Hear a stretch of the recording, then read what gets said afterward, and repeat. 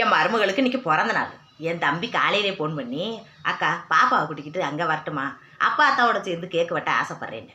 என்னடா தம்பி இப்படி கேட்டுவிட்ட, இது நீ பிறந்து வளர்ந்து போயிடுறா, உனக்கு இல்லாத உரிமையா வாப்பு அப்படின்னு நாங்களும் சொன்னோம்.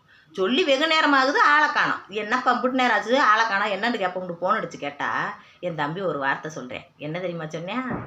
என் பொண்டாட்டி 4 வருஷமாக நம்ம செத்தம்மா புழைச்சமானு தெரியாமல் உங்கள் அப்பாவும் ஆத்தாவும் பேசாண்டு இருந்துக்கிட்டாங்க. இப்போ என்ன வந்து புதுசாக உறவு கொண்டாடிக்கிட்டு எங்களுக்கு வர பிடிக்கல, நீங்கள் வேண்டாம் போய் உறவு கொண்டாடிக்கங்க, என் பிள்ளையும் நாங்களும் வரமாட்டோம்னு சொல்லிட்டா அப்படின்ட்டு.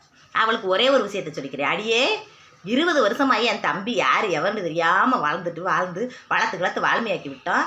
நீ புதுசாக வந்து 1 வருஷத்தில் பழகி பேசி அவனை மயக்கி கல்யாணம் முடிச்சுக்கிட்டு அவன் தான் என் உறவுண்டே வச்சுக்கிட்டியே.